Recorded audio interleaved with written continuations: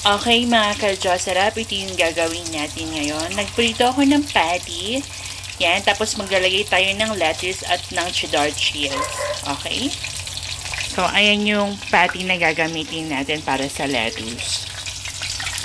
Tapos, ito yung lettuce na gagamitin natin. And also, this one is the cheddar cheese. Yan. Okay, so ipiprepare na natin. Ang napaka-fresh ay talaga namang napakasarap na vegetable lettuce. Okay, so this is the meat that I need to use for the lettuce. Okay, so ito yung gagamitin natin na lettuce. Tapos meron tayo ditong bell pepper, onion, and tomato. Okay, so hihiwain muna natin to guys. Depende sa inyo kung gaano kalaki yung hiwa na hihiwain yung natin, lettuce. Okay, so gagawa tayo ngayon ng special menu na low carbs diet. Okay, feeling ko nga is konti ito. Siguro magdadagdag pa ako. Okay, this is my recipe.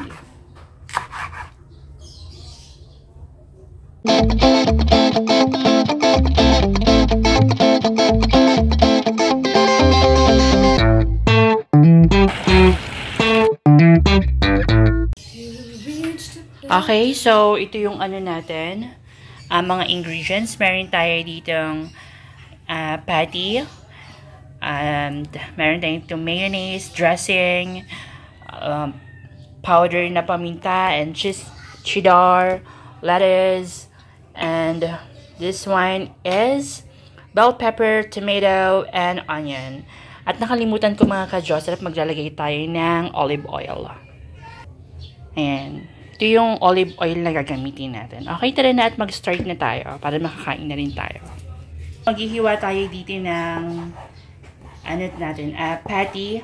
Itong patty na ito is pork chicken patty.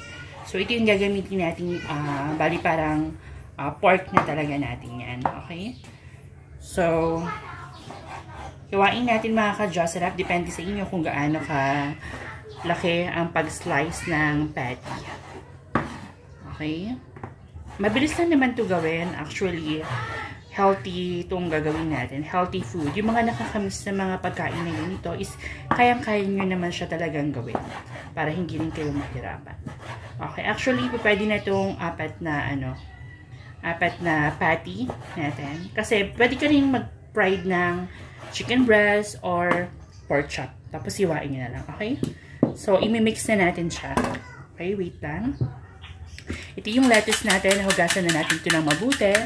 Okay, so ita-transfer na natin siya sa bowl. Ito yung bowl natin. Pagkatapos niyan, mga ka-Jocerap, sunod natin ilalagay is ito. Okay, ito yung natin hiniwa. Okay, so ilalagay na natin itong patty. Lagay natin yung patty dito sa lettuce.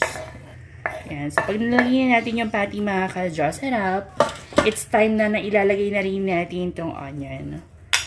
Onion and tomato. Tapos itong bell pepper. Yan. Super sarap talaga nito at healthy food. After nyan, maglalagay naman tayo ng olive oil. Okay? So maglagay tayo ng olive oil, mga ka-Jocerap. Depende sa inyo kung gaano karami. Pero dapat hanggang dalawang serving ng olive oil.